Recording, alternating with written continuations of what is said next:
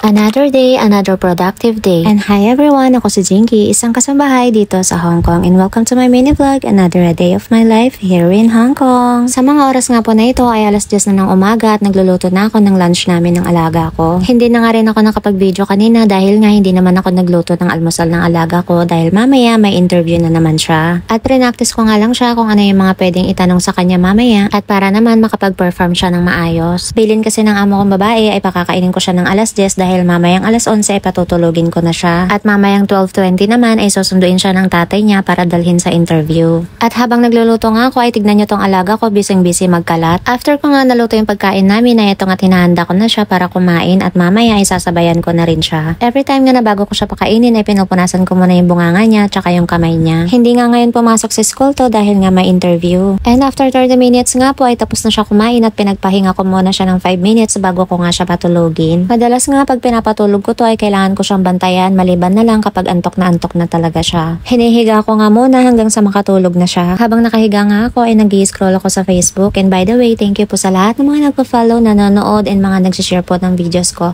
God bless po sa inyo. After nga po ng 5 minutes ay nakatulog na rin tong alaga ko, kaya naman binaba ko na rin yung kombi niya. At eto nga hinahanda ko na yung mga susuotin niya mamaya at pagkatapos nun ay niligpit ko naman tong mga kalat niya. Etong alaga ko nga po kapag alam niyang busy ako sa kusina ay busy din siya maglaro. Sinanay ko po kasi siya na kapag alam niyang busy ako ay maglaro muna siya mag-isa. Maliban na lang kapag nagtatantrum siya, talagang iistorbohin niya ako at iiyak pang iiyak. Habang tulog na nga po yung alaga ko ay tatapusin ko na rin tong mga trabaho ko sa bahay. At itong mga gamit nga ng alaga ko ay pagkatapos kong hugasan ay nilalagay ko na sa sterilize machine niya. At pagkatapos noon ay sineset ko para matuyo. At pagkatapos nga po sa kusina ay nilalagay ko na sa bag niya yung tissue, diaper at saka yung panghugas ng kamay. Kailangan niya nga po kasi yun dahil lagi niya sinusubo yung daliri niya. At dito nga po sa banyo ay nililinis ko naman tong razor dahil nga ginupitan ko siya kanina. Simula nga po kasi nang nag-isang taon siya ay pinakalaman ko na yung buhok niya. Dati nga po kasi ay si Popo ang gumagawa nun, kaya lang naawa naman ako sa alaga ko dahil nga hindi po pantay-pantay yung gupit niya. Kaya naman nanood ako sa YouTube kung paano ang tamang paggupit. Eh di syempre, very good na naman ang Jinky nyo. Sa mga oras nga po na ito ay 11:15 na ng umaga at wala na akong gagawin. At mamayang 12:10 ay gigisingin ko nga yung alaga ko, so habang inaantay ko siya ay kumain muna ako ng ice cream at pagkatapos nun ay mupo muna ako. Sa mga oras nga po na ito ay 5 minutes na lang at kailangan ko na siyang gisingin, kaya nanood ako ng reels na naka full volume. Isang oras nga lang yung tulog niya kaya antok na antok pa siya. Pero dahil nga kailangan ko na siyang bihisan ay binangon ko na. At kapag ganitong binabangon ko naman na siya ay nilalambing-lambing ko muna. And after that, etong at bibihisan ko na siya dahil 10 minutes na lang ay darating na yung tatay niya. Eto ang damit ng alaga ko ay every time na may interview siya, ito nga ang sinusuot niya, pati nga yung nanay niya kung ano yung suot niya noon ay yun din ang isusuot niya sa susunod. So fast forward nga po ay nakaalis na yung mag-ama at baka mamayang alas 2 na yung balik nila. At dahil nga wala na akong gagawin ay dito na muna ako sa kwarto ko at magtutupi ako ng mga damit ko. Dahil nga baka tumagal pa to sa higaan ko at maging blockbuster na now on its second week. Charot! Kung bakit naman kasi ang bilis-bilis maglaba pero parang ang hirap-hirap magtupi. O siya, hanggang dito na lang, and once again, thank you po sa lahat ng mga nanonood, nagsishare at nagfa-follow po sa akin. And thank you for watching a day in my life. Please follow for more. Salamat!